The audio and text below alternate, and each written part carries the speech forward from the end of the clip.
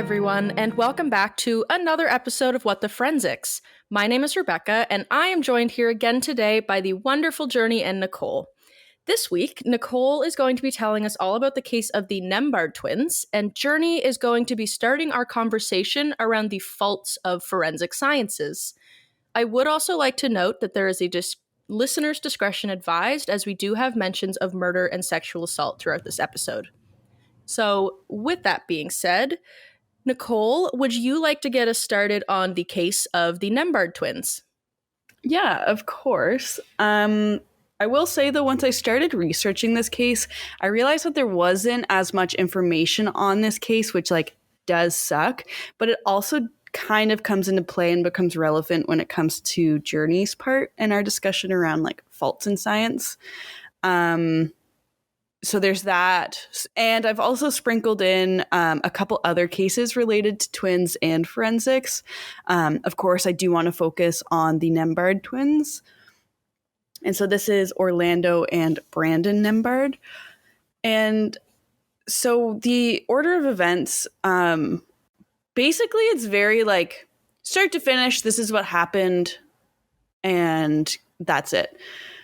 But to start off with the Nembhard twins, in the late hours of February 12th, 2011, in Chandler, Arizona, a fight had broken out outside of a club called Leonardo's Da Vinci Code, which I guess was a hip-hop kind of rap club, I guess. And it's estimated that roughly 20 people were crowded around watching the events unfold. And the next thing everyone knew, shots rang out, and 19-year-old Sir Xavier Brooks was shot in the abdomen. And witnesses recounted that Brooks had his hands up and was backing away from the gunman when he was shot and killed. And that's kind of all there is for the details of this crime. Sick. But yeah, it's just not a great case forensically, or there's not much for investigators to work with because that was it. A month after Brooks's death, Orlando Nembhard was actually arrested by police and charged with second-degree murder for the death of Brooks. The thing that makes this case kind of tricky, though, is that no murder weapon was recovered. There was no forensic evidence recovered at all. And to top it all off, Orlando has an identical twin brother, and this is Brandon, who was also present at the time of the shooting, hanging around in that same crowd. Perfect. So, yeah, there was no DNA evidence to use, or at least to tie at least one of the brothers to the crime. They only had eyewitness testimonies and visual identification, and that's how police conducted their investigation. Things get tricky when you have twins in the same space, though, outside of a nightclub. I assume drinks may have been involved. It's just not a very sound investigation. Yeah, well, I feel like even if it wasn't identical twins, witnesses are not exactly that reliable outside of a bar. Yeah, I agree. Especially after hearing a gunshot. Yeah.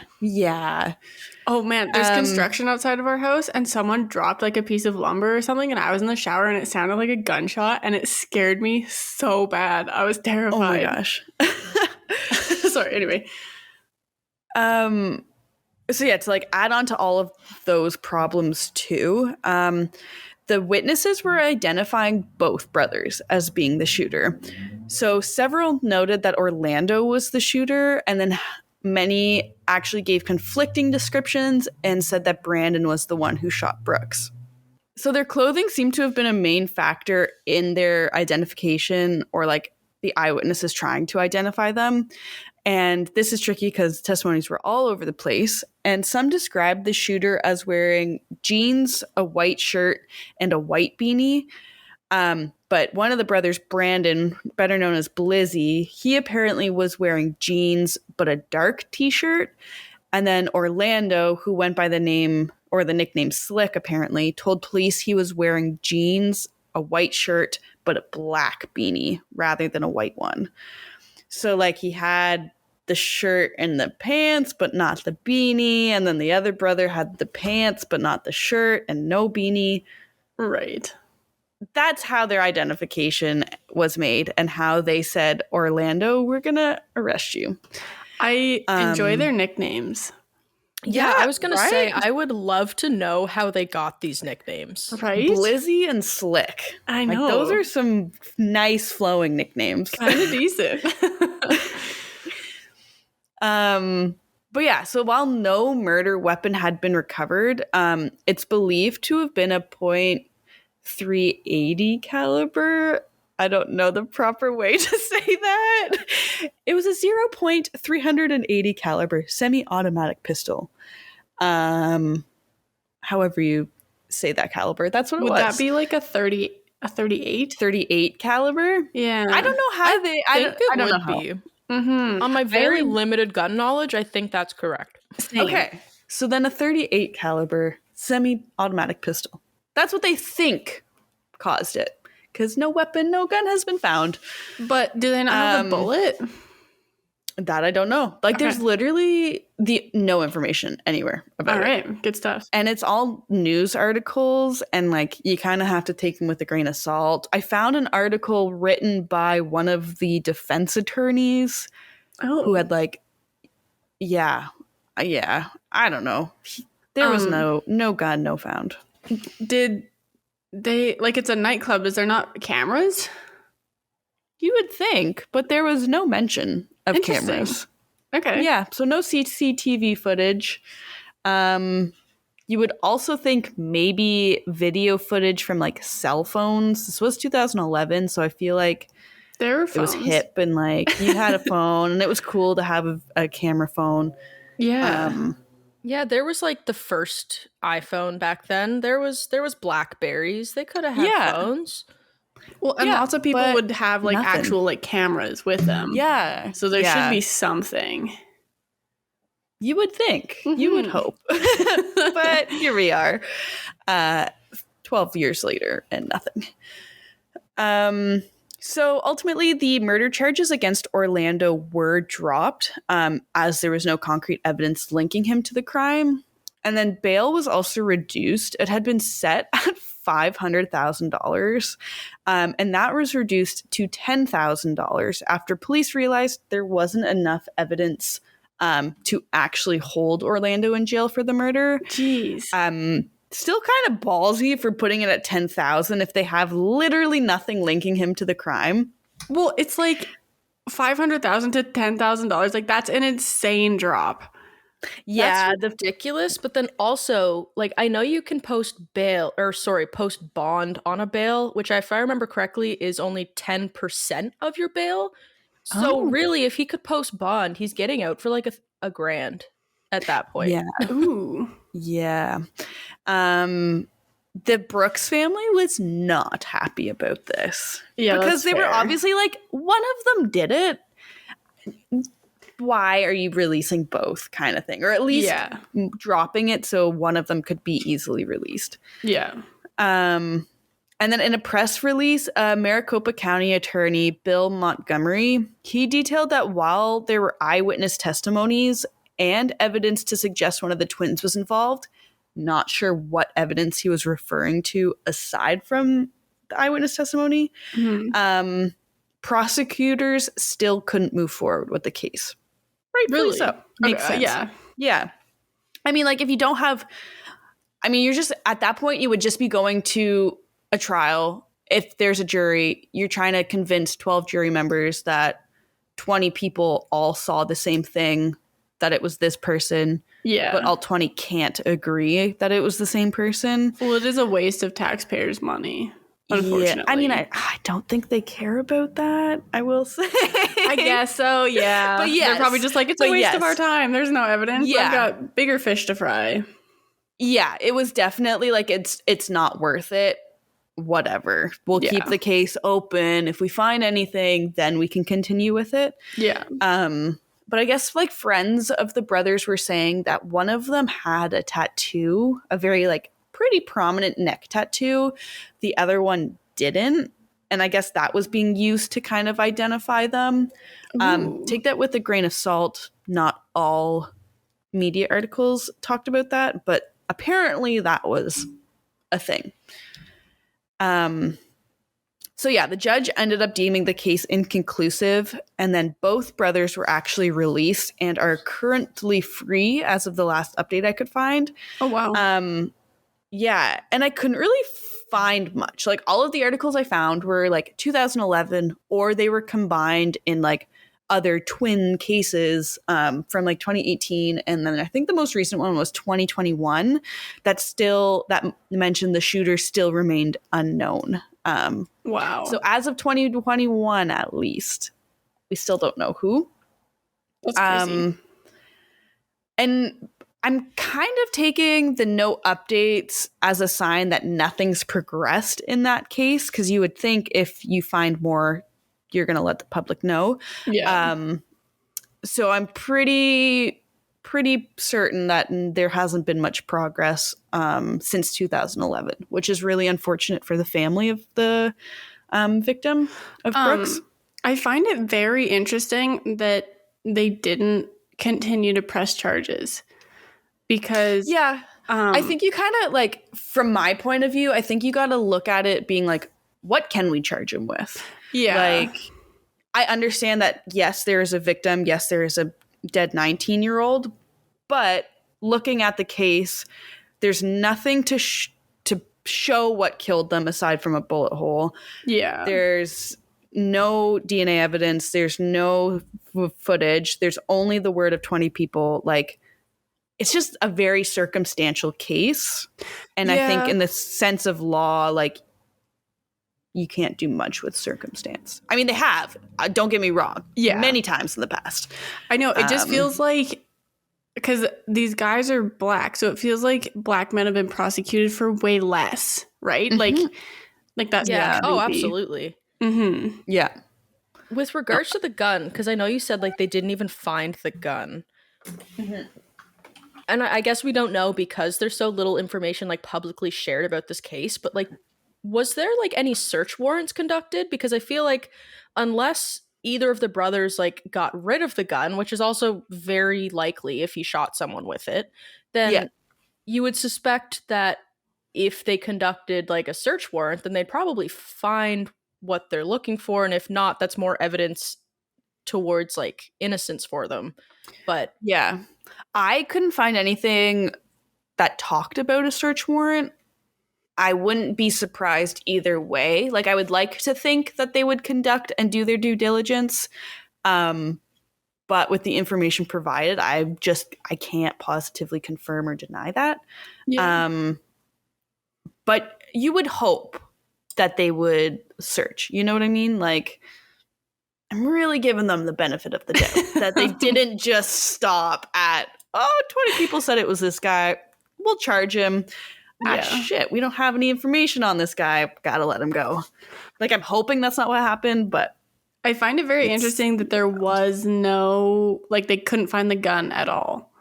Yeah, which, like, kind of brings back to what Rebecca said. Like, I don't know if they got rid of the gun. Yeah. I don't know if they even looked for the gun. Like, well, I learned of, I don't like, know. such If I things was like, 19... Sorry, go ahead. Have you guys heard of, like, community guns? No. Where there's, like, no, what are those? Okay, well, I learned it from Hawaii Five-0, so take it with a grain of salt. It's basically where, like, you use this gun to commit a crime, and then you, like, immediately sell it, or, like, it goes back to this library, and then someone else can use it. So this gun has been used in so many different crimes, but no one can trace it back to the person who owns it. Oh. So they can't charge anyone with it because they don't know whose gun it is. Who committed it? I know we're off track a little bit now, but one, that is really interesting. But two, like, wouldn't the person who, because obviously there's no, like, it's not like a public library where you go take out a community gun. Mm-hmm. Wouldn't the person who legally owns the gun automatically be responsible for it because it's under their name? Or is that, like, only, like, a car ownership type thing, you know? I don't know. Like, I think if someone owns your car and drives drunk, then it's still your responsibility. Yeah, I think I'm confusing two things because I think the library is with gangs, like where gangs will have like a library of guns where they can like check a gun out to commit a crime. So it's linked to so many, but like they still got it through nefarious means. So it's not like it's registered and it traces back to like John Doe or whatever. And then with the community gun, it just switches hands so often that they don't know who originally owned it because they've never seen it.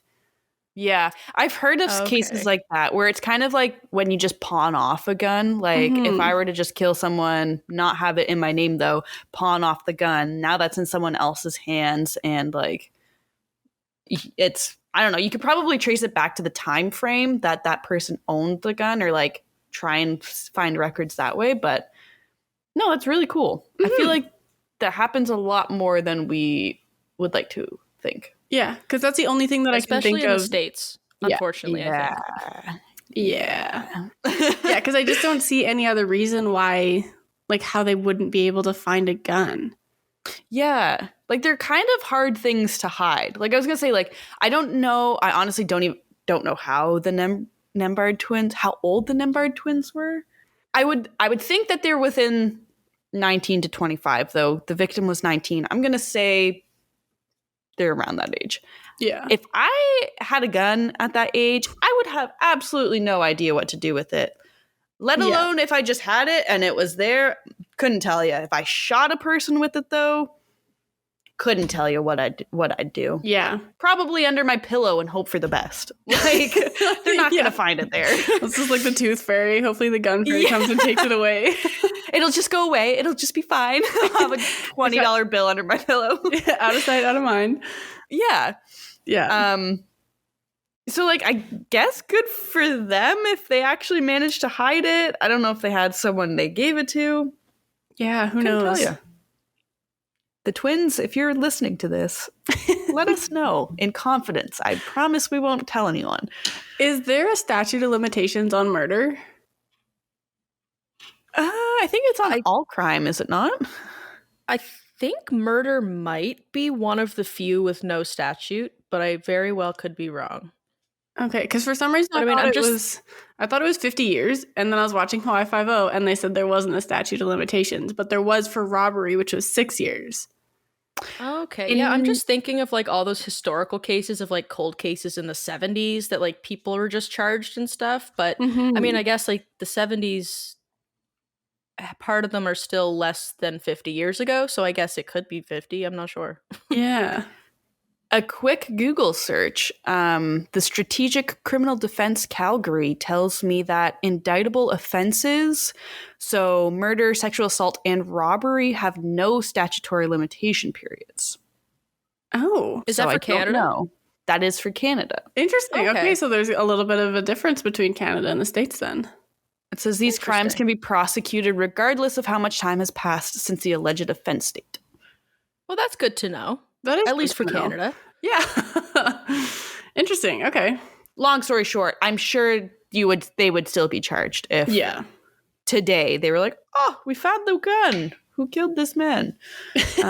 They would be charged. Yeah, that makes sense. But yeah, so kind of coming back to it, like I had mentioned earlier, like the Brooks family was not happy about the decrease in the bail time or the bail amount. And I guess the victim's grandmother, her name was Barbara Jones, she had made a comment, something along the lines of like, basically just put them both in a room, they'll hash it out, and just they will decide which one of them has to do the time. Because she's like, obviously one of them did it. Yeah. But like neither of them are owning up to it, which like, I get if the law is working in your favor that you'll get away with murder, I can understand writing that out. But yeah, she was just like, just put them both in a room and then you'll have your answer. That kind of don't know if they tried that though. I doubt they would listen to her. I don't think I feel like that's not a legal tactic that they can use. Give them like the back medieval days. Just give them both swords and say only one man survives. The survivor gets to go to jail. Yeah. But yeah, so like now kind of like the background of their life, because I only found 2 sources that mentioned anything about their growing up or their life. And that was that apparently the brothers moved from Yonkers, New York, which, side note, love that it's called Yonkers. Didn't realize that was a real place. There's a Tyler, the Creator album named Yonkers. Really? Yeah, and it's after Yonkers, New York.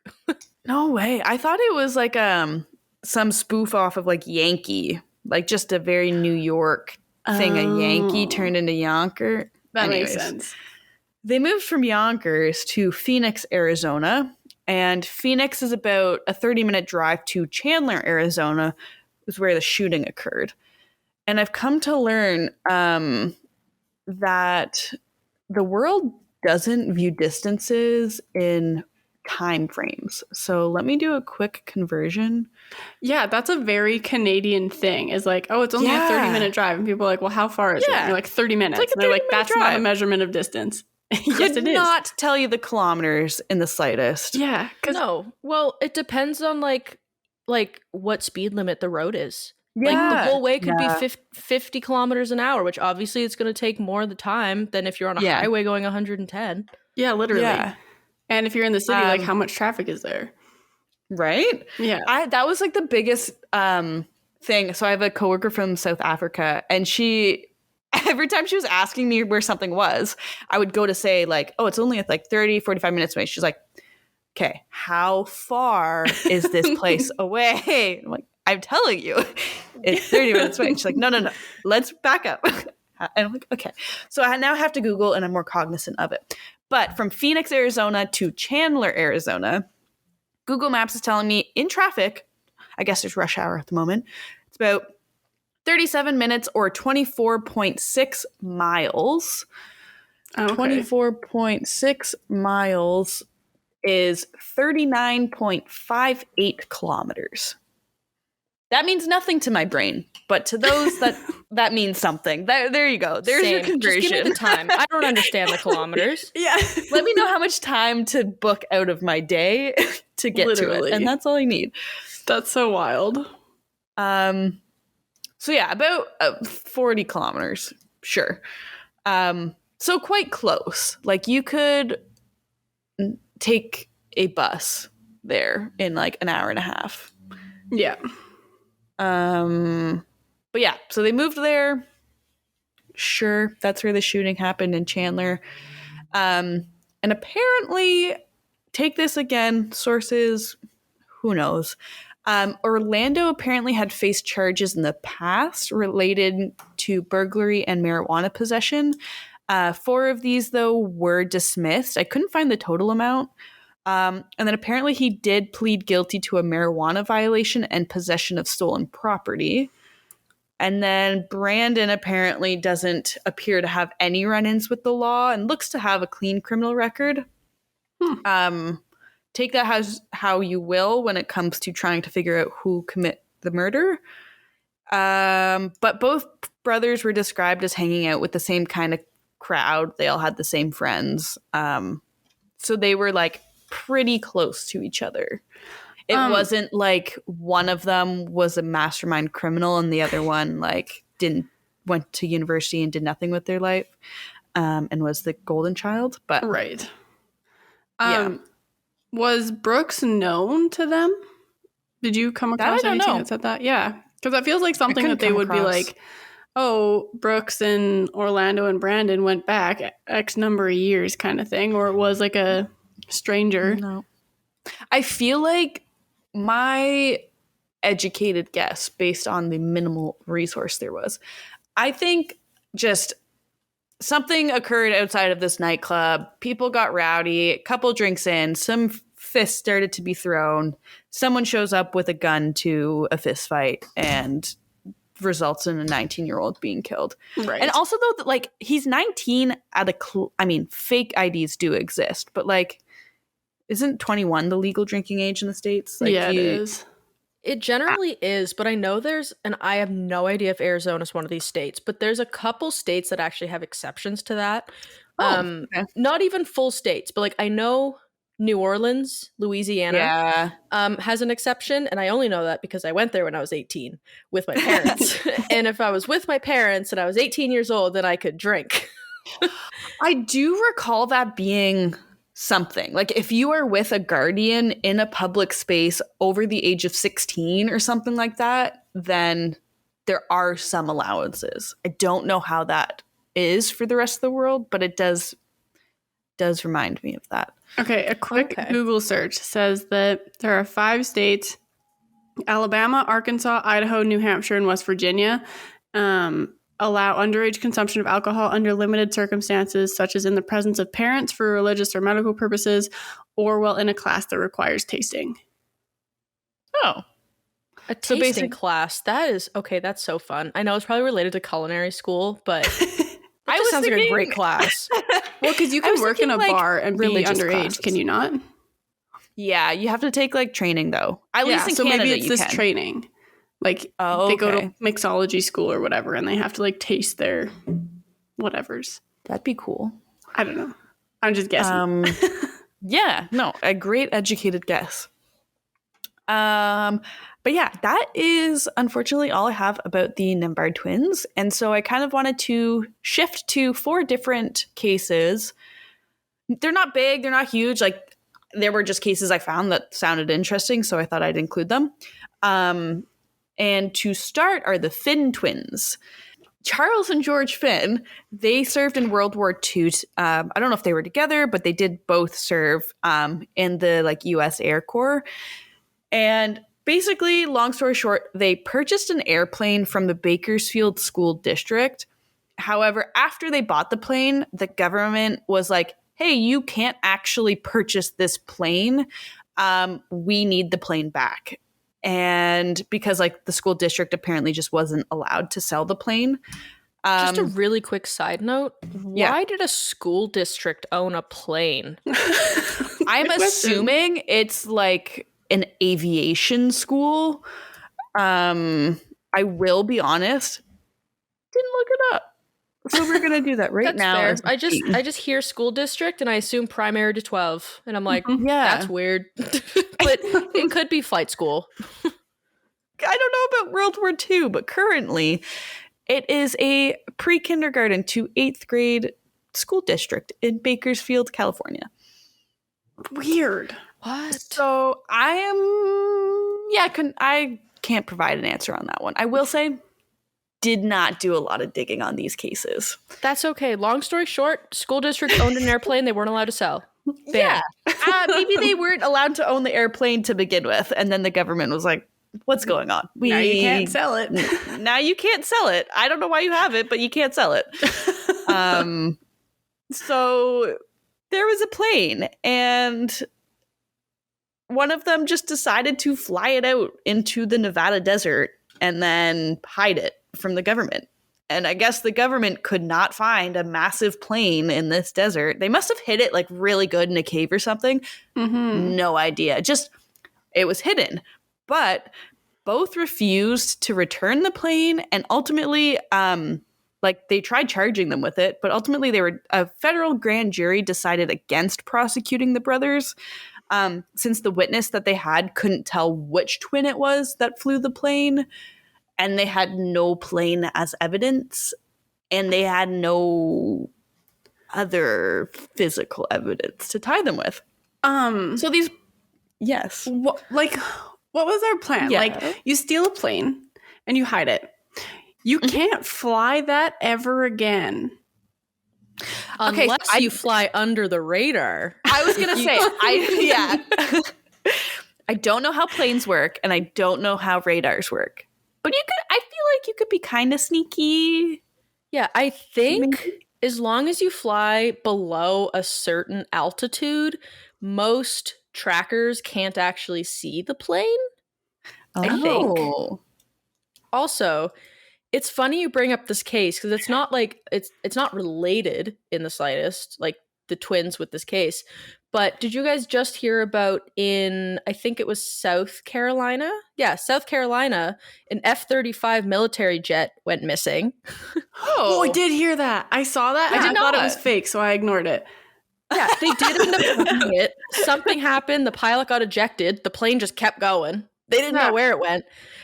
They did end up finding it, but the plane crashed. And just kind of for some scope of like what they just lost, one of these planes is worth over $80 million. Oh, wow. That's not good. No. Do we know the circumstances which led to the pilot being ejected? Was he just like, let's see what happens? From the articles I read, they were ridiculously vague. They basically just said something occurred and the pilot ended up being ejected and the plane kept going and now we don't know where it is.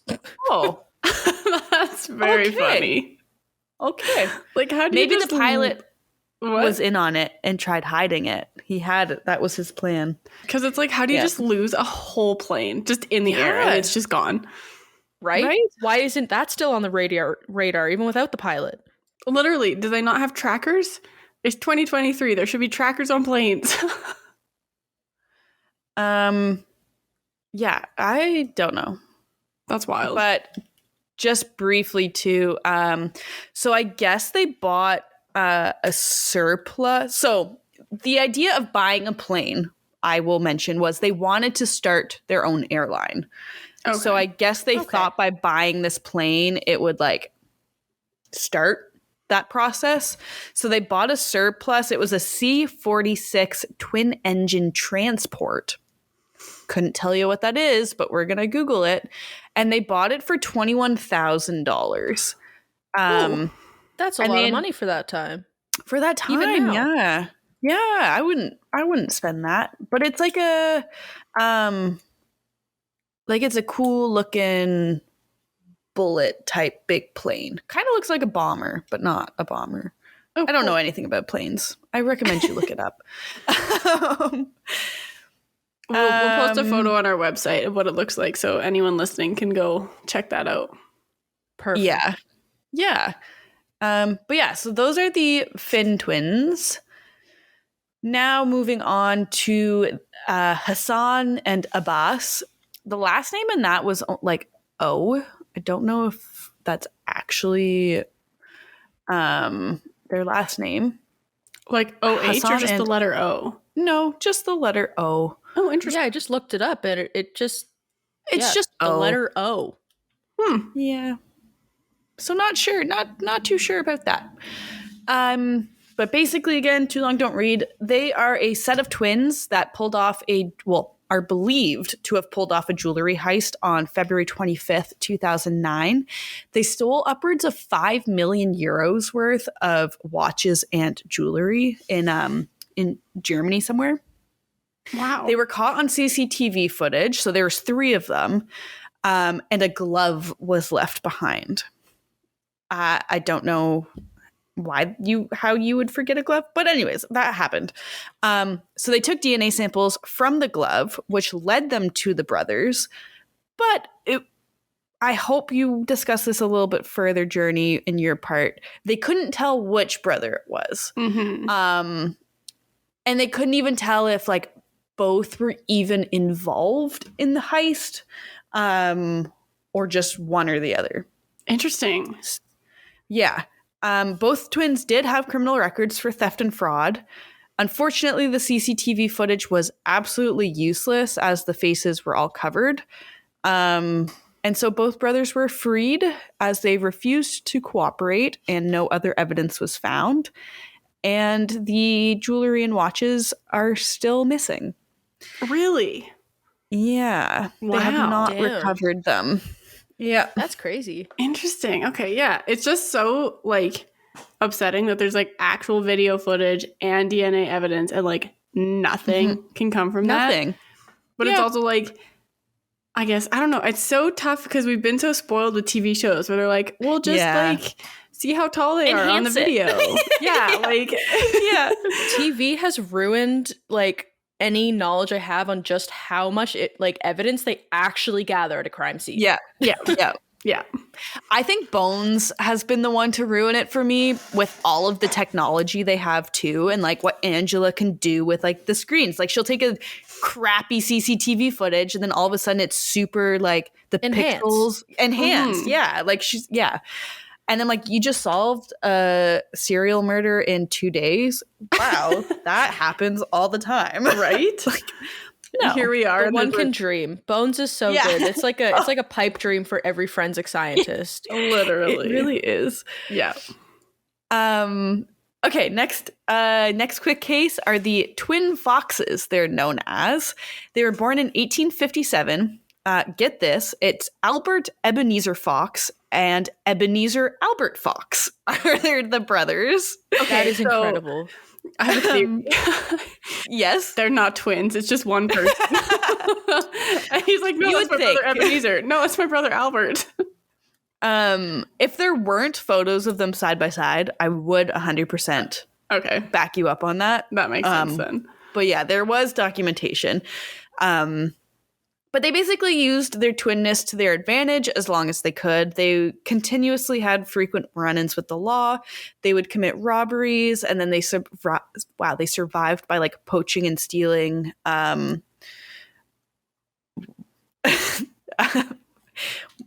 literally was having a stroke when I wrote my notes, I think. What's the term for like birds?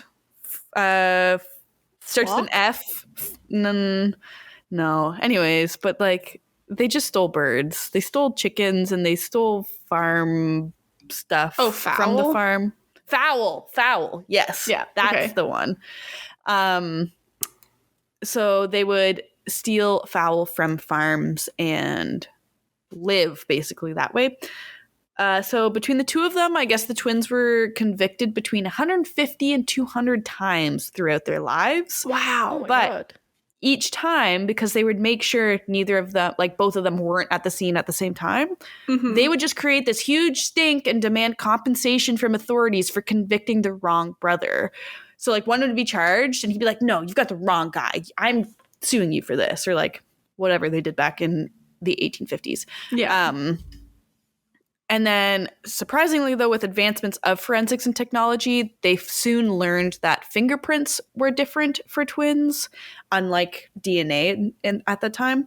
And they could use fingerprint to identify the foxes when it came to the crimes. Wild.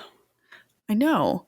And then lastly, quickly, too, is Jerome and Tyrone Cooper. I will say, for any mother out there that is having twins, maybe differentiate the names a little bit. Yeah. But that's just not a little fun. bit. But like apparently, I don't know if it was the Fox twins. One of the twins, they had to like, the parents literally tied ribbons around them to identify which one was which. Yeah, that tracks. I can't imagine trying to raise... Like, babies just don't look like humans to begin with. But then, to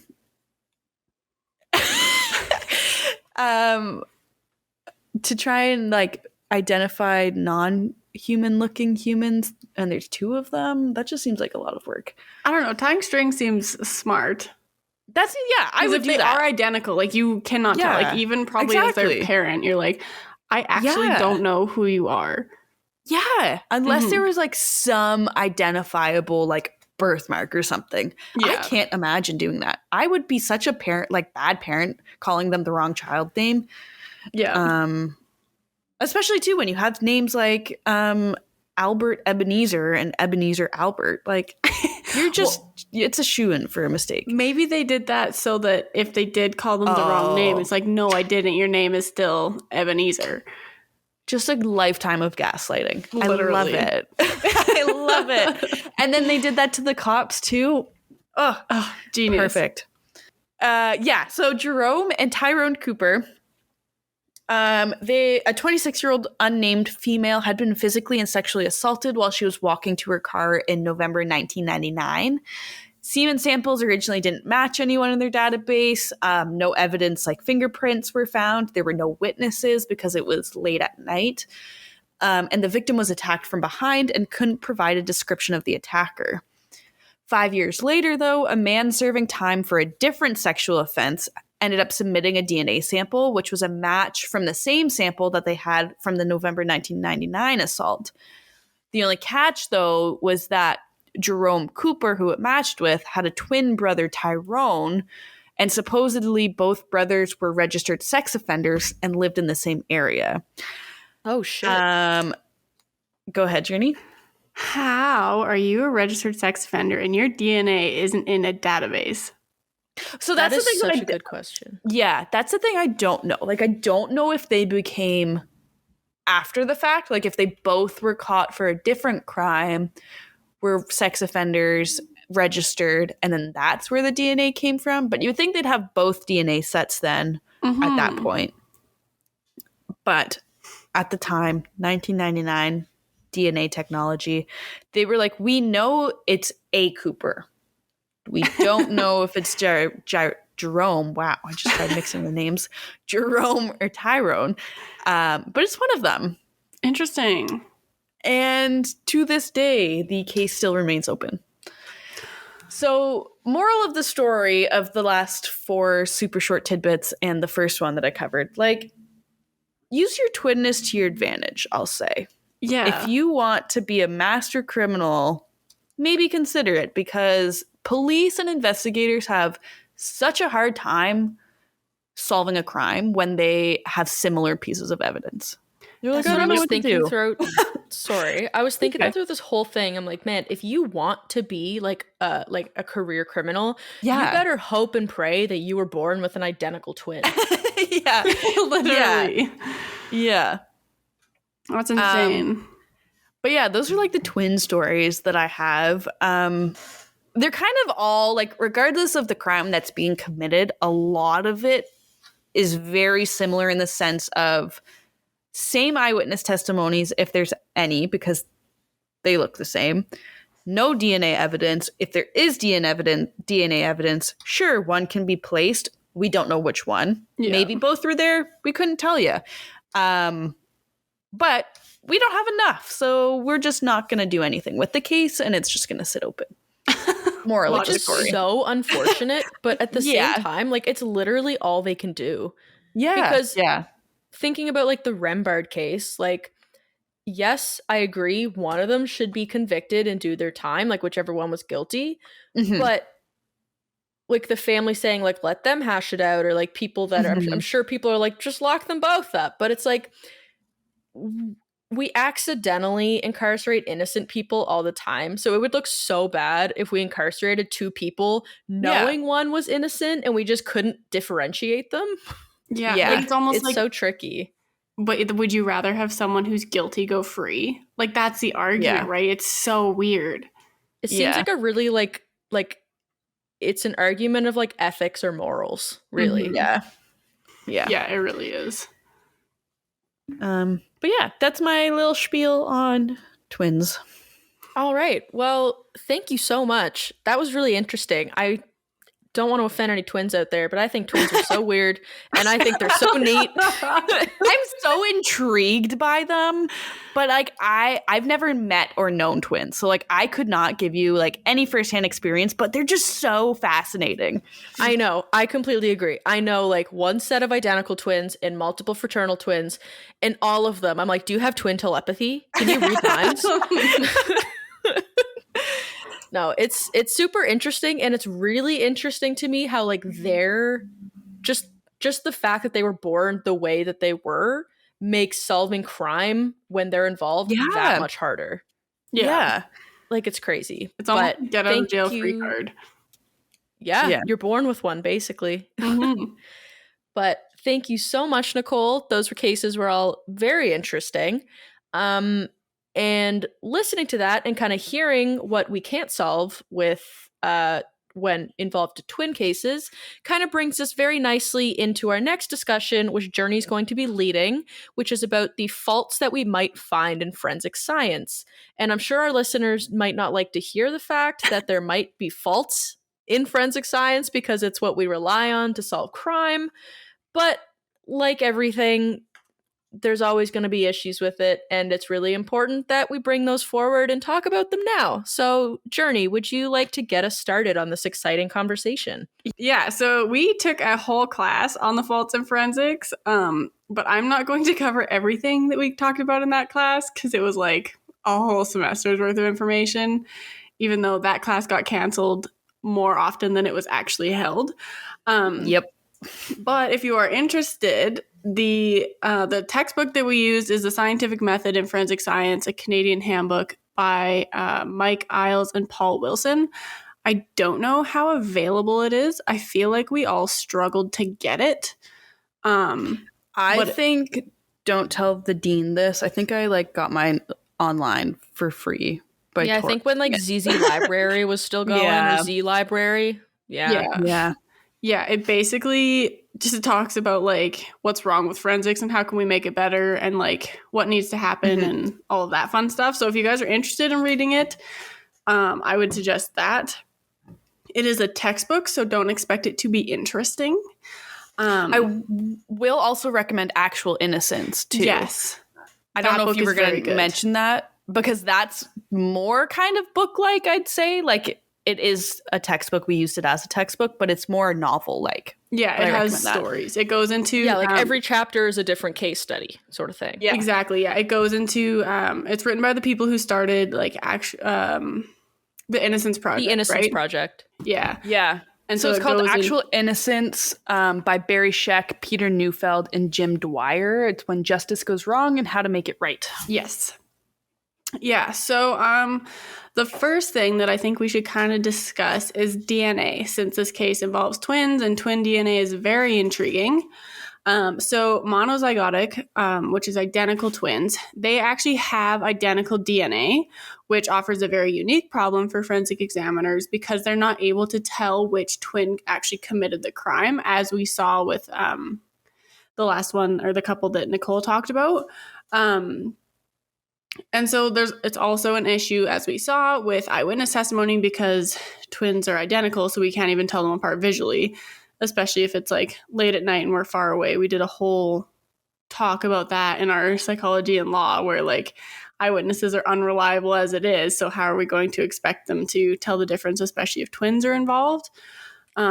Sorry, just to add on that with like eyewitness, it's like when we think about like an eyewitness to a crime, I think like a lot of people assume like, oh, it is broad daylight, you are standing 6 feet away and you just witnessed the crime and can see who did it. Exactly. But the reality is usually there's at least a form of trauma happening. Like someone points a gun at you. There's like, I mean, I know we've spoken about it again in psych and law. Like there's that effect where if someone points a gun at you, you're not going to remember what their face looks like. You're going to remember that there was a gun pointed at you. Exactly. Yeah. So I just have the question of like, for you guys, what are some ways that we can fix twin DNA?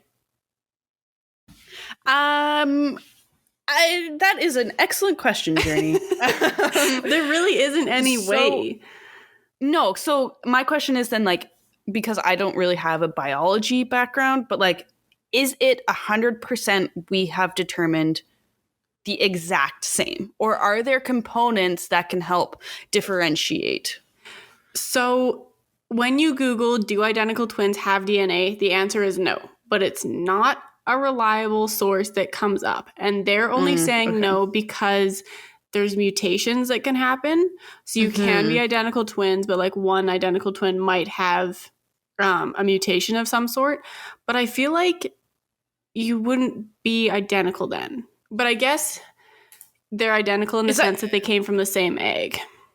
Yeah, I just looked it up really briefly, and like the National Institute of Health, at least for the States, obviously, said that because they share the same zygote, which is why they're monozygotic, they are identical in terms of genetic heritage. So they're considered to be indistinguishable from each other. Yeah. So yeah, it's just if there's mutations within the DNA, but that's such a low factor. Yeah. You can't rely or hope each case that they'd have that. Well, and even in the term or like in the case where like there's semen present, because we could tell blood type from semen, right? Yeah. So it's also very rare that monozygotic twins don't have the same blood type, but that's something that they can also look into. So with that one, I would look into if there's a difference in blood type, because then that would tell you which twin did it as well. But that's such a rare case that it's not 100% either. Yeah, you have to. Sorry, go ahead. Sorry, continue. Okay, I was gonna say, like, you'd have to consider everything on top of just DNA, which is hard to do when you're just looking at it because DNA is like the gold standard. That's what you need. But like, I don't know. I think like looking at like personalities of the twins or like what they were doing, where they were, like upbringings, kind of stuff that could have shaped them into it. Like, sure, the initial DNA may give you the set of twins, but then you use that as your starting point and then funnel and narrow down from that. Yeah, and I feel like in a case with twins, and obviously we're not going to find fingerprints at every crime scene. Yeah. But if there is fingerprints, I feel like that would be the next most solid piece of evidence to differentiate them, because that is like the only difference between twins. Yeah. But like you said, like even thinking about the Nembhard twins again, like there was no fingerprints there. Like, so and eyewitnesses, they look the same. So you can't rely on eyewitness for them. You can't rely on their DNA for them. Like you can rely on their fingerprints and their upbringing / personality. Yeah. Which is tricky. And any like scars or tattoos. But again, like if eyewitnesses don't know, then I don't know. That's one major like shortcoming in forensics, is that we depend so much on DNA and on eyewitness testimony. And like in these cases, neither of them are going to help you solve the case, right? Yeah. But I found a story that I would like your opinions on, because it's funny. Okay. So there was a Florida woman who was being charged with murdering her 79-year-old roommate. When she was in custody, the police officers gave her a Mountain Dew drink, and she poured it all over herself in order to contaminate DNA. So officers like found her on a street with a hammer and a knife, no shoes, and bloodied clothes. When they were escorting her to the patrol car, the officers mentioned that they would be collecting her DNA, and I'm assuming DNA from the blood on her clothes. So she asked for a drink, and they gave her Mountain Dew, and then she poured it all over herself. Is there like acidity in Mountain Dew that's she thought was gonna affect it? Well, like if they're taking her DNA, like pouring, it's all in you, honey. Yeah, like it's not going anywhere. They're gonna take a cheek swab. Like they're like that's not gonna. I don't know. It was just so funny. That I was like, no, that she sounds like one of those people that's like, oh, you can get rid of evidence just by pouring more of something else on it. Yeah, it's going to cover it. That kind of thing. Exactly. Yeah, that's like the kind of person that thinks just using soap and water is going to get rid of like bloodstains and like, like, it's not going to show up under ultraviolet light sort of thing. Yeah. So it's like I kind of follow her thinking, but I also have no idea what she was thinking with that. But I figured I'd ask you guys and see if that, like, do you think that it obviously wouldn't, but do you think it could contaminate it enough that they would have trouble taking DNA off of her? Like, from, like, if she killed someone and there was DNA on her, like, aside from blood, would it destroy it enough to be unusable? I feel like we need to know, like, the chemical makeup of Mountain Dew to determine if it destroy it. But like, I feel like unless she poured some other form of like DNA containing liquid on her body, I feel like it wouldn't really contaminate it. It would just dilute it a little bit. Yeah. I feel like it would just put a sticky layer on top of what is already there. Yeah. Like, I don't think it's going to wipe anything away or like cover anything. I think it's just like an annoyance for the investigators at that time. They're like, shit, like now we gotta clean this girl up. And yeah. I don't think, like, personally, again, don't take it with whatever you will, but I don't think Mountain Dew is enough to destroy evidence. Yes, considering like people will bleach rooms and like themselves to try and get rid of evidence and DNA evidence, and it doesn't work sometimes. Like, I don't know. Yeah, I don't know what's in Mountain Dew though. So that I think could be the next. We just untap potential of Mountain Dew. Yeah. Twins and Mountain Dew. Literally. That's how you solve or how you commit the perfect crime. Yeah. But I think the only way that it could actually contaminate DNA is if you have a swab and then somehow that swab gets contaminated with Mountain Dew. I think that's the only chance that it would contaminate it. But just dousing yourself in Mountain Dew isn't maybe the best way to get rid of DNA. Yeah. I might suggest like a bath. I don't know. Yeah. You would think. But on the topic of contamination of evidence, we also need to discuss the shortcomings of hair analysis. So DNA is only in the root of your hair. So I feel like TV shows kind of just be like, oh, we have hair. Oh, we have your DNA. That's not how that works. You have to have the root as well. And so hair grows from the root. So the ends are not indicative of what is going on currently. So if they test the end of your hair, they're not going to get an accurate result of whatever's going on in your life at that time, which we saw with the motheress scandals in Ontario, I think it was, where sounds familiar. Yeah, this doctor was I think it was some sort of like child protective something or other, and so he was getting hair samples from parents and then testing them, and then he was like, he did 26,000 tests and locked up like so many parents or whatever. And this one girl, I don't think she was ever an alcoholic, or she might have been when she was younger or whatever, but they took her hair and they tested it and it came back with like insane amounts of alcohol on it, but it was from hairspray. Oh. So and wow. Yeah. I'm surprised you guys don't remember that. It was like a core memory for me. I remember watching the documentary and like I can see her face in the whole story. I've never seen the documentary, but I do remember Mother Risk and like that stuff where they were taking hair samples and there was like an alarming amount of children getting taken away because of hair samples. Yeah. It's very not okay science. Yeah. No, I really, and I know they didn't in that case, but I hope like if someone's taking hair samples to see like, in this case, if a mother is fit to take care of her children, like I hope they're not only looking at a sample of hair. I hope they're looking at like an interview with the parents and like an interview or observing the child. I hope they're doing like a medical examination. I hope like you cannot rely on one single source of evidence. Yeah, and hair isn't going to tell you what it's basically only good for DNA, and that's if you have the root. If you have the root. Yeah. It can tell you hair color, but even then, like if you still don't have the root, you don't know what the natural hair color is anyways, right? Yeah. So then we also have like fingerprint errors. You can't remove your fingerprints no matter how hard you try. Short of just like cutting off your fingers. So many people have tried. It doesn't work. Don't try it. It just makes you more distinguishable. If you have a really messed up finger, you are just more distinguishable. Exactly. Yeah. The only thing that can interrupt a fingerprint is like a scar or a wart. But even then, you're the only person with that scar or that wart in that spot with that fingerprint around it. Yep. Another thing that really annoys me is that there's no set number of ridge characteristics that need to match when matching a fingerprint, like doing the analysis. Yep.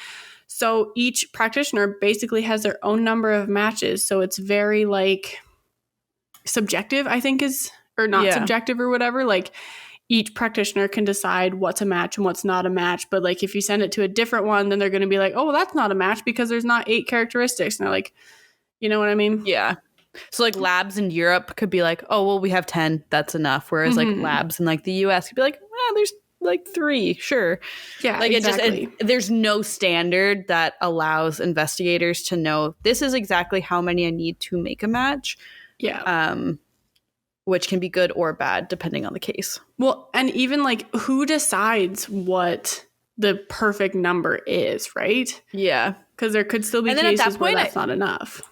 I feel like you can like pick and choose at that point too. Like I remember when we had to compare fingerprints in class, like some didn't, like I could not find matches between them, but then others were like very clearly matched. So like where is that line drawn then for you to decide that this is and this isn't something that, you know? Exactly. Well, and even in the case of I think it was the Isdal woman, where they identified her or like whatever, they matched her belongings with her through fingerprints or whatever, but her skin was burned and the fingerprints were so terrible. It's like, who decided that was a match?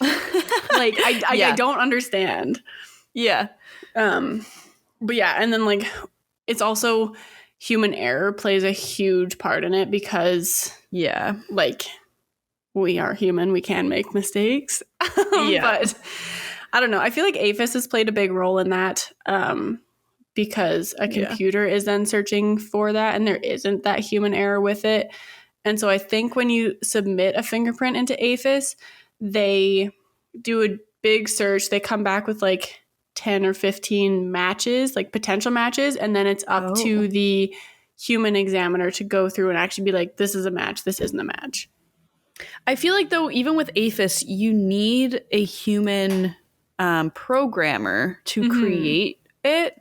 And then, like, how are we telling the computer to pick up on certain characteristics? Yeah. You know what I mean? Like, how does that work? That's another, like... Yeah, exactly. Question mark in the... Yeah. Right. So then the next kind of fault that I have is bias. Yeah. Because we are human beings, our bias does cloud our judgment. Like... Yeah. Like we saw it a lot in our episode about like photo lineups. I think with like I don't remember which case it was. I don't think it was a Norfolk 4. I think it was a different one where a lot of times officers will bring in the suspect and like kind of tell the person like, this is our suspect. You should kind of choose them.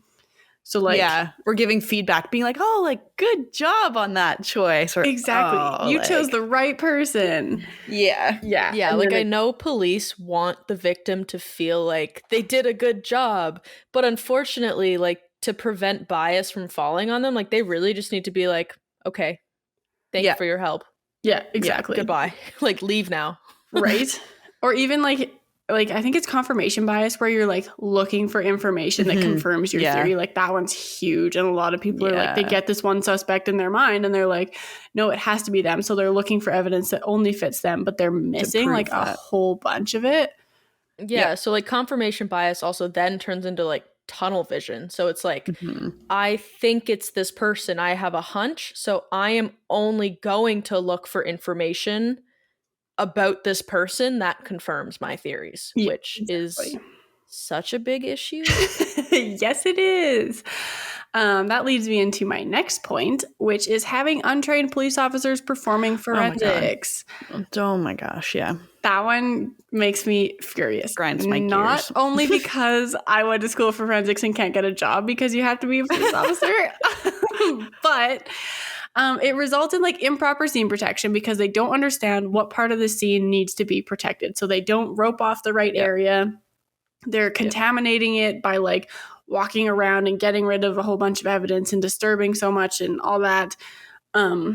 Often they're not collecting their evidence properly because they haven't been trained on proper evidence collection because this is something they haven't gone to school for. In Canada, forensic officers are given a 2-month training in Ottawa, and they are not required to have a forensic science degree. The only requirement is that you have to be a police officer for 5 years before. Yeah. And I think that varies depending on the province, but it's like 5 to 10 years you got to be. And then they will consider you to being promoted to forensics. Exactly. Yeah. You're not guaranteed to go. Yeah. Yeah, and even then, like, yes, you have a lot of field experience in actually, like, you know, being at a crime scene, understanding what you need to look for and all that stuff. But like you said, Journey, like, they have 2 months of training on how to properly collect the evidence, but, like, they don't actually need any background in it. Like, there are so many things that can go wrong that are so small if you don't know.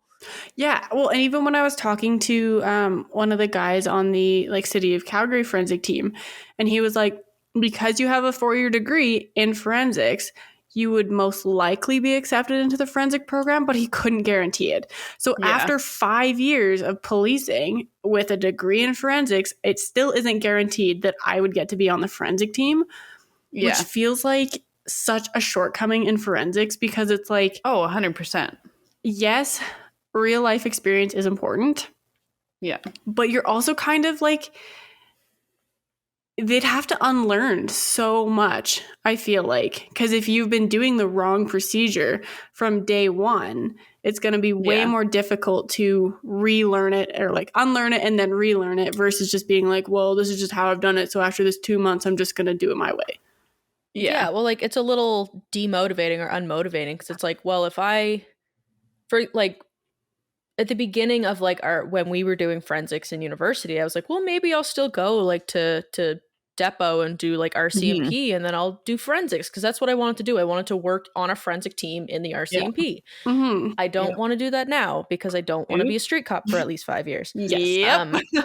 But it's just like it almost like encourages people not to study forensics in school because you're not even guaranteed to get a job in the forensic field with it, like say like being a CSI, like a crime scene investigator. Yeah. Because you have to be a cop for like 5 years, and then even if like you're still not a shoo-in if you've done 4 years of university in forensics plus 5 years of policing. Well, you look at the three of us. We're three very intelligent women who have studied forensics. We would be such an asset to any forensic team, but because we're not police officers, we can't do that. Yeah. That was like the number one thing. Like I remember Andre coming in and giving our like lecture on policing and like the crime scene unit. Yeah. And for him to have said like, sorry, you need to be a cop for at least 5 years. And it was 5 years when he started. And this was like decades ago. Really? So like it could be upwards of 7 to 10 years now. That was like the moment where I was like, okay, well, gotta find a new path because that's the last thing I want to do is be a street cop. Yeah. And that's the shitty or the crappy thing too is like, sure, you may be a street cop for 5 years. You could be handing out traffic tickets for 5 years and never step foot on a crime scene. Exactly. And then they're going to throw you into a forensics crime scene investigative unit if you get on that. Like, that makes no sense to me. Just small thing. This isn't to diss police officers because obviously a lot of them still do a great job. But this is just to say like the system. It's the system. It's the system. Like we have arguably a lot more knowledge on crime scene techniques and preservation techniques than they might have, at least before their training in Ottawa. But we still would not even be considered because we don't have that experience in the field that might just be parking tickets for 5 years. Exactly. Yeah, it's just, and the whole reason they don't have civilian forensic investigators is because we can't carry a gun. Yeah, like it's a safety concern. They don't want to babysit us. And like I get that, but it's also like if we're at the point where a forensic investigator is coming into the scene should be cleared. There's police officers doing their job, making sure no one else can come into the scene, so it shouldn't technically be an issue.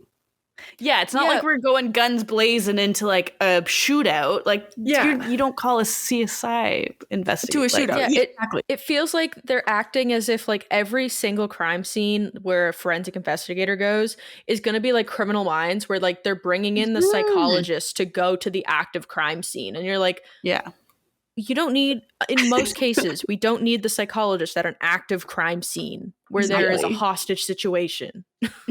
They wouldn't bring them into that situation because there's not yet like a crime scene, really. Yeah. Like there's no evidence that there's we an can active collect crime. from that. Yes. There's not a crime scene. The crime is still being still happening, but I don't know. That's something that I just have beef with because it's so annoying and it results in so many issues within like solving cases, right? That they just don't even think to look for certain things. But on top of that, we also have like a huge lack of standardized procedures, which Michelle like beat into us. I still can't look at SOP the same. It's like a trigger word. But that's the same kind of thing where like you can't have standardized procedures if your forensic officers take a 2-month training program in Ottawa. And there's too many procedures to try and learn to try and standardize. And they're not going to try and create that many to standardize all of them because sometimes some of the sciences like quite literally can't be standardized, which is, I think, another flaw in it of itself. 100%. And I was going through notes and I saw like there was a discussion. She's like, how do we fix it? It's like, is it better to fix it like once people are forensic officers, like standardized schooling or standardized like training or whatever? And I think as a class had decided that it's better to standardize schooling so that once you're out, like everyone's at the same spot. You don't need to start from scratch. Like everyone learns from point A the right way to do it so that by the time they're in the job, everyone knows the right way to do it. And you're not like bringing someone in who learned a different way, having them unlearn it, then relearn it, and hoping that it goes well. Yeah. But that's really difficult to do if you can't get a job with forensic schooling at a crime scene, I guess, because you guys both got forensic jobs. They're not forensics though. Like our jobs are not forensics at all. Really? I'd say it's more financial. Like, But there's like financial forensics. We look at Excel sheets. Yeah, I don't know what I would consider our work, to be honest, because I definitely do not think we were prepared in forensic. No. Sorry. It's all good. I definitely don't think we were prepared in our forensic courses to do what we're doing now, which makes me think it's not forensics. Yeah. Also, the fact that we're just looking at Excel sheets, I'm like, this isn't forensics. But at the same time, like some digital forensics, like for example, looking for like terrorist organizations and stuff like that online, like that could be like cyber forensics is a thing. Yeah. So I have no idea. I would say like our stream is investigative. I wouldn't label it with forensics. Right. Yeah. I would say like major financial crimes. I would put that more into a forensics because they are they're more preventative than what we do. I think if we had more of a preventative and active stance on cases, it would become forensics, but that's lacking, I would say. So it's more investigative. Okay. Yeah. I think that's a pretty good description of like where we fall in that. Yeah. Yeah. Okay. Interesting, because I totally considered it forensics. I was like, it's not like crime scene forensics, but it is like financial forensics. But I consider it close enough to forensics that I feel justified in this field after school. Doing 4 years. Yeah.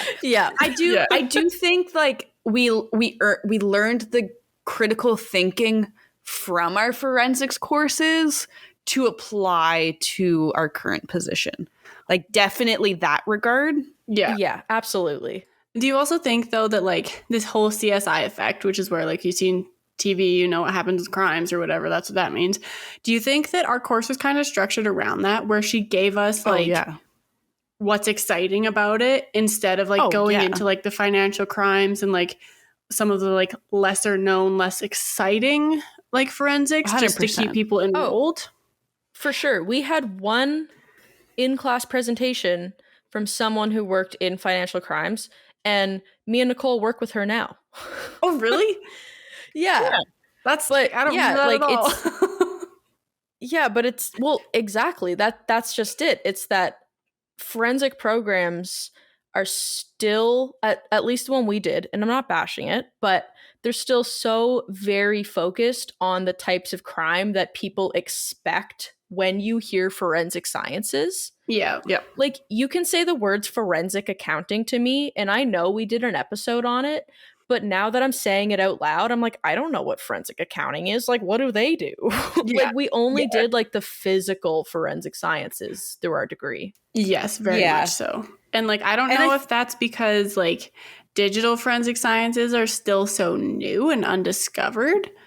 Mm-hmm. Or not undiscovered, but like emerging. Yeah, they're just like unresearched and no one really knows what's going on because no one really knows everything about technology anyways. Yeah. But yeah, so there's a lack of standardized procedures. We obviously need to fix that. No one knows how, but hopefully something happens. If you talk to one of our old professors, she has a lot of strong feelings on it. Another thing that's a huge issue and a whole chapter in this scientific method in forensics book, which is stats being misunderstood by the jury due to confusing language. I didn't understand anything she said in that lecture, so I completely get how they could maybe cause issues in front of a jury. But one of the examples she had was the expert says there is a chance of a coincidental match with an innocent man is 1 in 40,000. So then the jurors hear that and they think the chance that the accused is innocent is 1 in 40,000. So the odds that he is guilty must be 39,999 to 1. Therefore saying he's guilty. more likely to be innocent than guilty. Oh. Maybe? Gotcha. I couldn't tell you. You know, numbers. I don't know. I didn't. That's exactly the whole point of this chapter. What stats are confusing. I've never understood stats. Yeah, I'm like, I completely I get why that's such an important thing, because us who have taken a course and we understand. I think you two both took stats class. Yeah, I took advanced statistics. Yep. Yeah, I did too.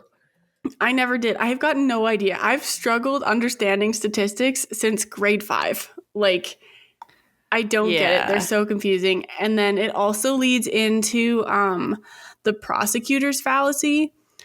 So I couldn't find too much about like what explains this. So I just found an example.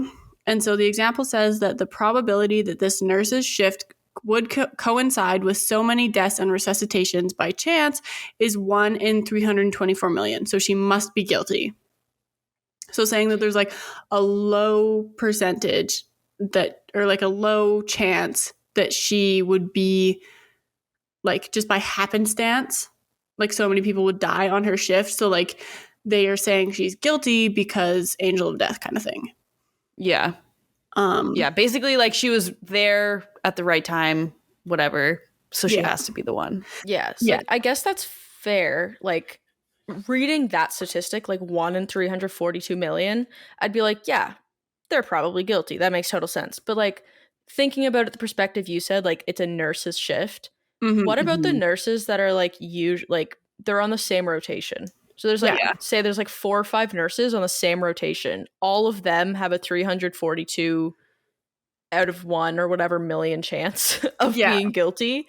Like we can't only rely on the statistics told, but obviously that's really hard because when you're a juror, you're like, oh, that just sounds like she's really likely to have done it. Exactly. And I feel like a lot of like prosecutors or like prosecutors take advantage of the fact that the statistics are confusing. So then they throw them in. They're like, oh, well, she has to be guilty because there's a 1 in 342 million chance that she's not or whatever. Yeah. And so then they know that it confuses the jurors. So then it just like, I don't know, adds on. Yeah. That one's probably like one of the biggest issues, I would say. Even though we don't hear about it a lot and it has nothing really to do with the science. That's more like in the trial aspect. Like I think if you're looking at it from like a before and after, with the before being the crime and the physical science and the after being the trial and the verdict, like there's so many faults in DNA, in bite mark, in like every type of physical science that ultimately affects the trial.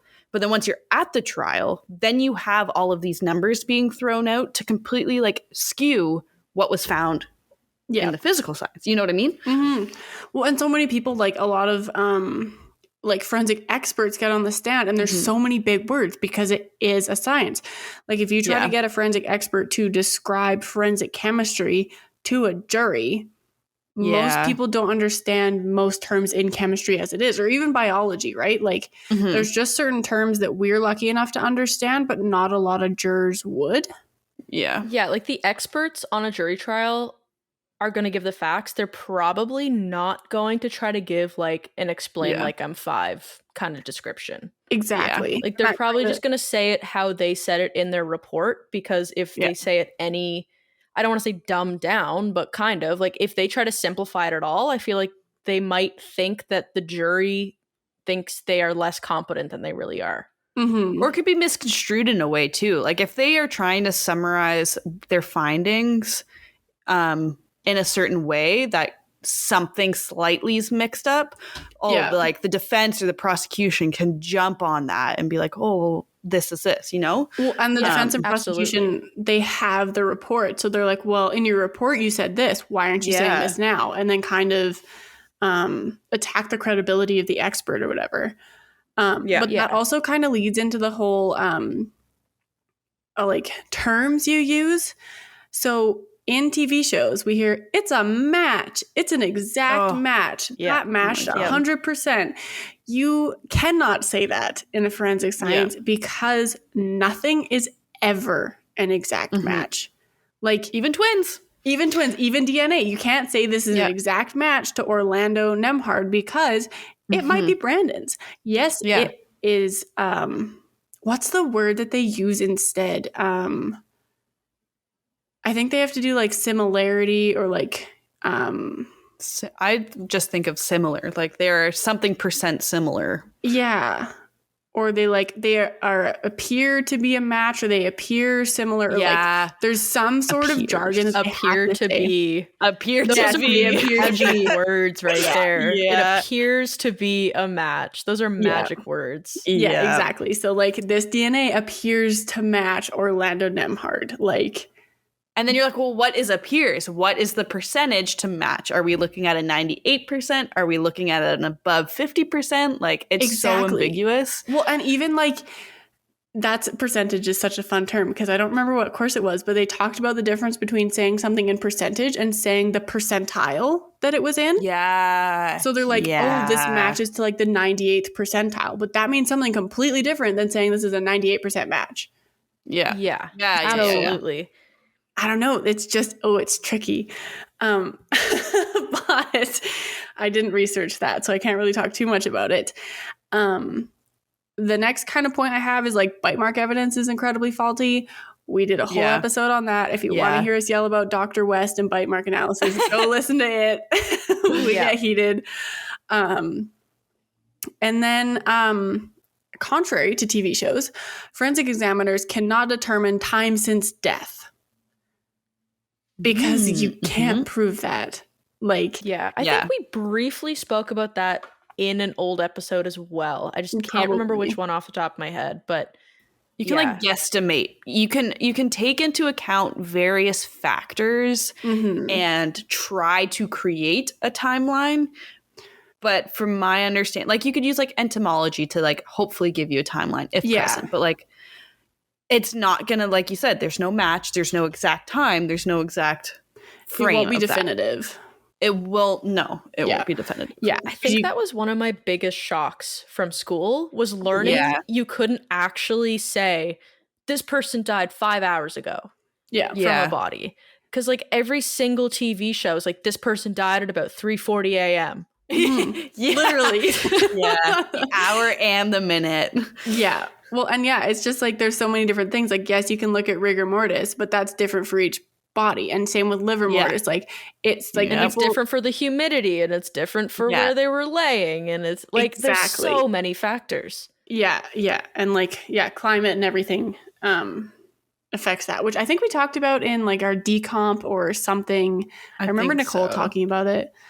Yeah. Probably. But so listen to that episode. I'd love to tell you which one it is, but I just don't know. I think it's taphonomy and the redhead murders. Okay. I think you're right. Yeah. That sounds about just right. because I love my taphonomy, and that sounds like something that I would have talked about. That sounds about right. Okay.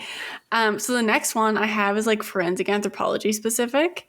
And this one is very new. Like these are some very new issues. So with forensic anthropology, we had a whole episode on it. With anthropology, you try to discover like age estimation, sex estimation, height estimation, which population they belong to. And I think that's it. But with the use of puberty blockers and like gender affirming surgeries, being more common nowadays, how are you going to be able to tell from a skeleton what sex they were? You know? Because, like, we don't know the effects that puberty blockers have on your skeleton after death because it's still such a new thing, right? Absolutely. And I feel like this is going to become, like, an increasing issue. I don't want to say issue because, like, it's not an issue in life when people are using these. A debate, but just the sense of, like, think, for example, about like the bodies that we're finding now that maybe they were buried or missing in the 70s. So they have been skeletized or skeletonized. I don't know the word, but for like for like 40, 50 years, and now we're trying to identify them based on skeletons alone. Yeah. But if this person has like, say, taken puberty blockers and they identified, say they were female to male since they were like 15 years old, so all anybody ever knew them as in their adult life was a male, but their skeleton looks female. Yeah. That's just going to be so much trickier for like future historic cases where there's like cold cases trying to identify a skeleton. Yeah. Yeah. And I really hope they can figure out how to make like discern these differences, because obviously it is going to become more prevalent and it is going to become more important. But right now, yeah, you're right. Like we don't know any way to discern like what it is. Like we can determine the sex of a skeleton, but we don't know we don't know the gender, so we don't know how they actually identified and whether or not we're actually creating, for say, like a real accurate, if we did like a skeletal reconstruction or facial reconstruction, we might be making a female reconstruction when they identified as male, so they look totally different. Exactly. Well, even like putting out like, oh, we found the body of a female who's 24 to 48 years old, like XYZ, and that doesn't match to anyone who's missing because they weren't female when they died, right? Yeah, exactly. Yeah. So that is a whole issue. Forensic anthropology is kind of becoming less and less useful because of it. And in terms of like estimating population affinity, so many people are like intermixing with different like quote unquote races. So it's becoming almost obsolete because no one person is fully Caucasian or 100%. Yeah. Yeah. So the features that are distinctive are no longer distinctive because they're being meshed with so many others. So like you almost can't tell, right? Like in the 70s, yes, it made sense because there was still so much segregation going on. But nowadays, like, it's just more common that people aren't sticking to like, I don't know how to say this politically correctly. I think we know I think we know exactly what you mean though. Like it's much more common for the population now not to kind of stick to its individual ethnic groups than what it might have been 40, 50 years ago. Yes, exactly. Or even further. Yeah. Yes. I don't like the term race because humans don't have races.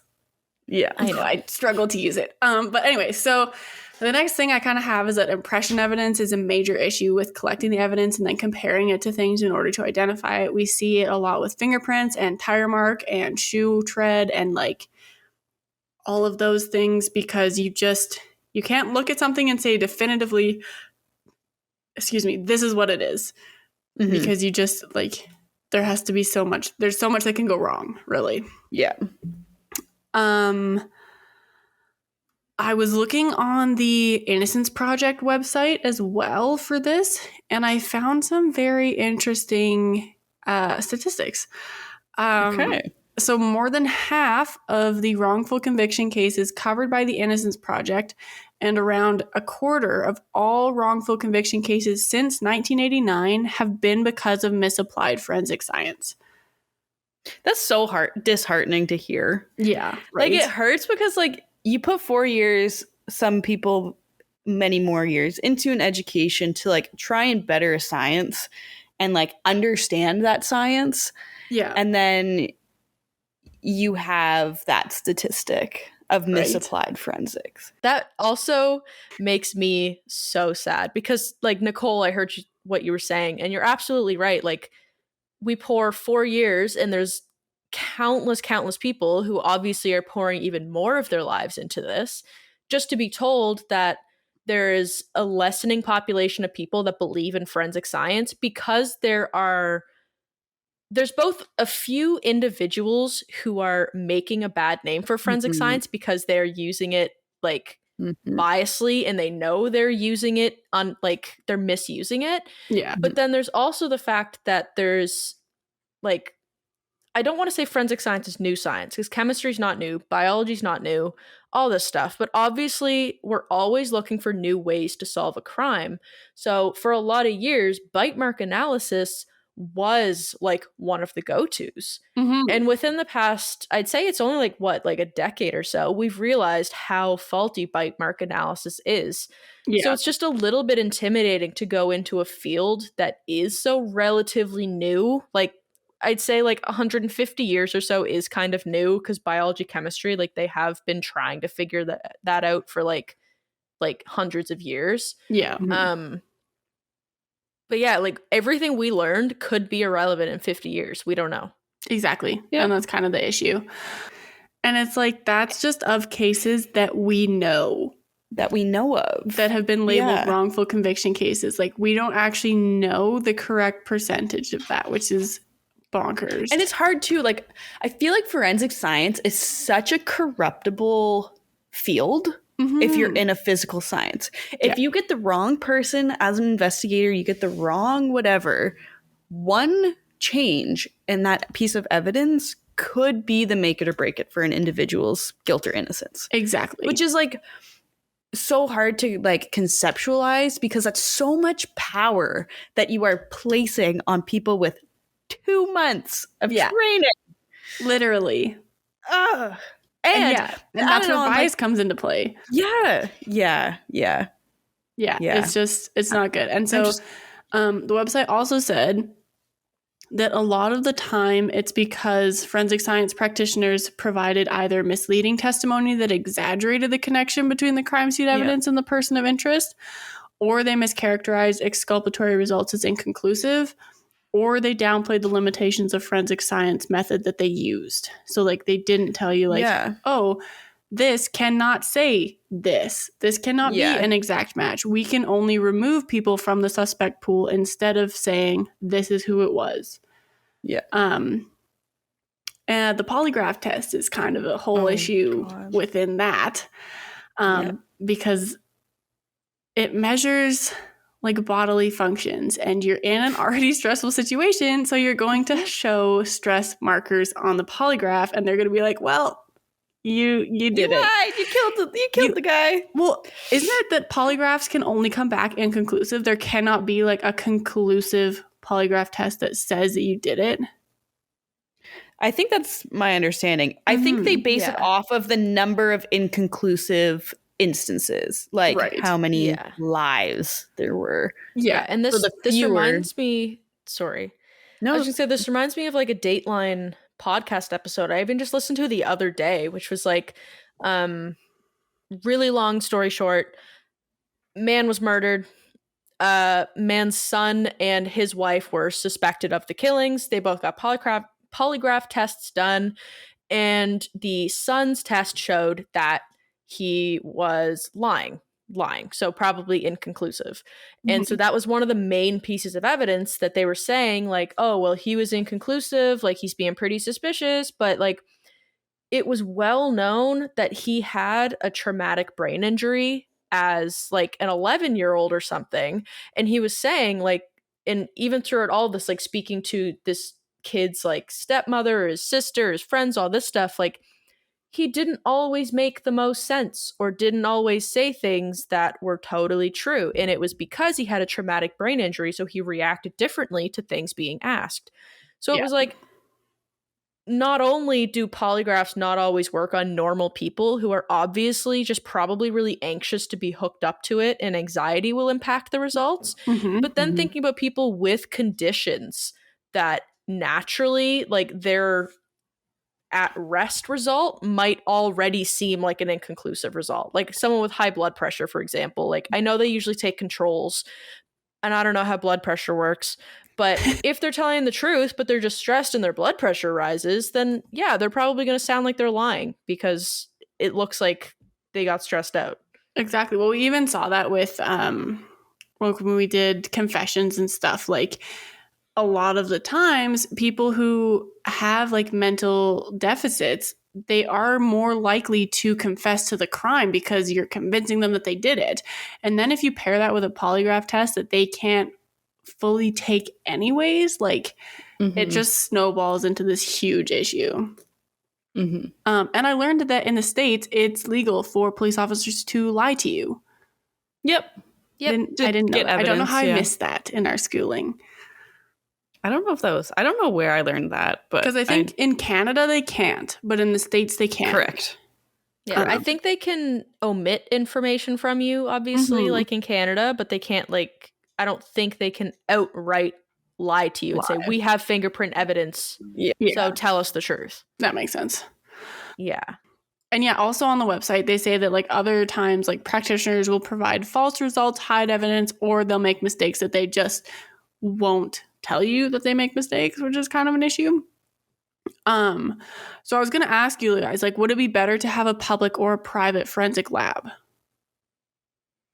That I have no idea. Like, there's so many things going into it, and like the inner workings and the politics of it all and the funding. Like, I don't know.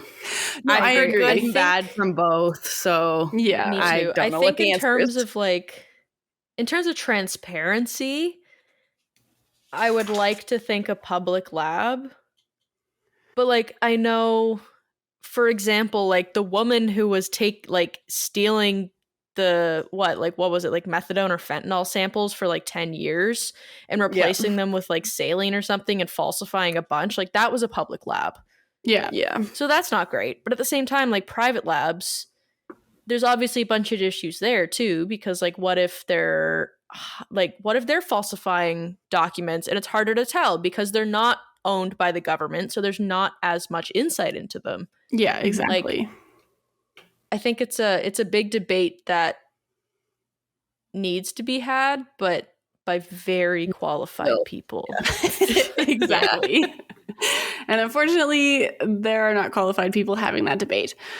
But that's pretty much what I have, because I feel like this episode's getting really long. But I just had like 2 more questions. Like, what can we do to improve forensics? And are there any other faults that you guys can think of that I maybe didn't cover?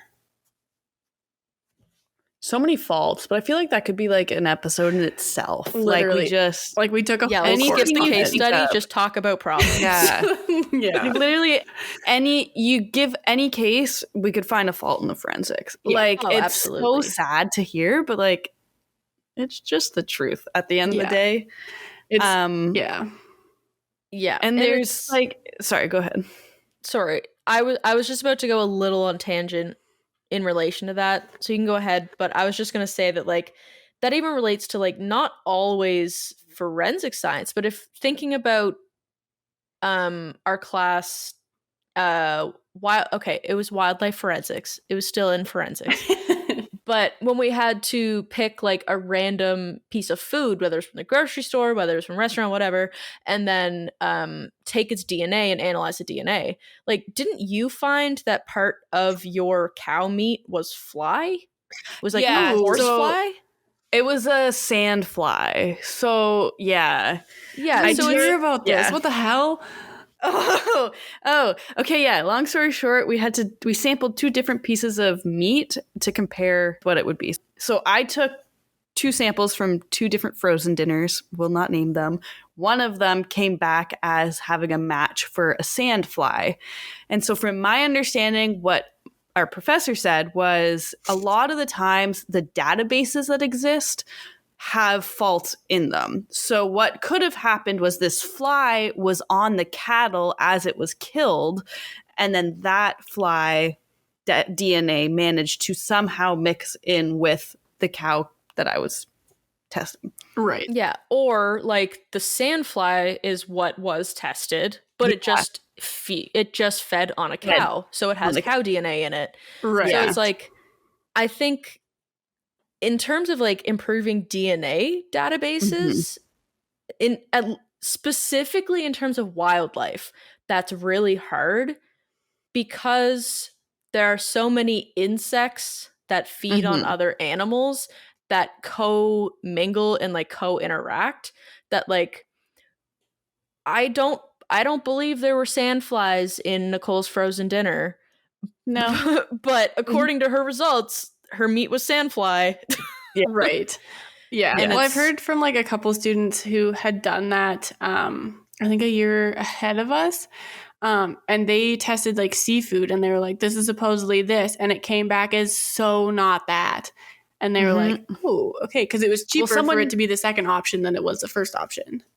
Yeah, that happens a lot, unfortunately, at sushi places. Someone in our class tested a Beyond Meat burger and it came back with chicken and like high enough samples that it wasn't just a cross contamination. Yeah, there was Wow. definitely chicken in that sample. That is not okay. Yeah. Wow. So that's just another okay. side thing. That makes me want to I think try there's a so Beyond many Meat ways. burger. Pardon? That makes me want to try a Beyond Meat burger. Try. I have a friend who's vegan, one of the whatevers. And she was always telling me how she like occasionally has been very, very sick after eating one of those veggie burgers or like healthy burgers. And like that would make sense because if you're not used to Interesting. eating meat and proteins and then all of a sudden you're ingesting that, your body's not going to like it. Wow. Well, exactly. That's I think terrible. that's like similar to celiac, like not identical because I know celiac is like actually can't have it, whereas vegan, it's often just you haven't eaten it in a long time. Yeah. But still, like if you're advertising something as veggie burger, it better not have chicken in it. Right? Yeah. Especially Yeah. if you're like saying this is vegan, this is vegetarian. Like, Yeah. wow, that's insane. Yeah. Okay. Well, that's kind of all I have to offer to this conversation. If any of our listeners want to get in touch with us and kind of tell us any faults that they thought of that we maybe didn't cover, or any opinions or thoughts on whatever we talked about, we would love to hear them. So please Start a comment or conversation send with us an that. email or something. But yeah. We'd love to have some good conversations with our listeners. I think it's pretty clear to say, as you probably heard throughout this episode, that all of us are like a little too passionate about the problems in forensic science. So like if anyone brings up faults of forensic science, like guaranteed you're gonna get a conversation out of one of us. Yeah, definitely. And like a healthy conversation. Don't be like scared to bring it up because I love you can't have growth without criticism. You know what I mean? So like absolutely. If we're not seeing where the faults are in the science, we're not going to be able to improve on it. So, and that being said, if you're going to criticize us, you also need to be willing to hear our story, and you can't just be criticizing for the sake of criticizing. Like it has to be constructive, and you need to be willing to also have the conversation because we are willing to have the conversation with you. Yeah. Yes. Exactly. There has to be some give and take there. Like we are willing to receive criticism if you are also willing to receive the same. I just don't want that to be like an open invitation for trolls to be like, you guys don't know what you're talking about. Yeah, that's very fair. We're open to an open conversation where we are allowed to share our opinions, but they should be backed by facts, and we shouldn't get too offended if we realize our opinion is not backed by fact and we have to switch our opinion. That's completely fine. We're allowed to grow as people and grow in our opinions. We're allowed to agree to disagree, but you don't need to be a dick about it. That is perfect. Yes. All right. Well, with that all being said, Journey, I would like to thank you very much for leading us through that very exciting discussion about the faults of forensics. And I do hope that our listeners continue this discussion, both in the comments with the upcoming posts, as well as just reaching out to us, email us, comment, send us a message, whatever. We would love to hear from you. And also, Nicole, I want to thank you for starting us off this episode with the case study of the Nembhard twins and also some other really cool ones that I had never heard of. I'd briefly heard of the Nembhard twins. I'd never heard of the other ones, but they were all super neat, and I didn't realize there were so many cases of twins committing crime, and I just think that's really fun. Not in a good way, because obviously, crime's not fun, but yeah. So with all that being said, thank you both for giving us such great lively discussions today. The next topic that we will be speaking about in our next episode is going to be Jeffrey MacDonald and crime scene reconstruction, which I'm really excited about. Crime scene reconstruction is a really cool topic that I think it's a dream job for most people that go into forensics, honestly. So Journey, would you like to tell us where people can find us today? Sure. So people can find us on Instagram, YouTube, and Facebook at What the Forensics. Our Twitter is WT Forensics PC. And our website is whattheforensics.ca, your one-stop shop for everything forensics. And our email is whattheforensics@gmail.com if you want to send us any questions, comments, or concerns. Perfect. Thank you so much. Yeah, that has been another episode of What the Forensics. We all really hope you enjoyed listening to it and following along on our discussion, and we hope to see you next time. Bye. Bye. Just a reminder to everyone that we are not professionals in the forensic science field. We are just interested in forensics and want to share what we are learning with our listeners. We're trying to give you the most accurate information, but we are human and can make mistakes. Thank you so much for listening, and we hope to see you next week.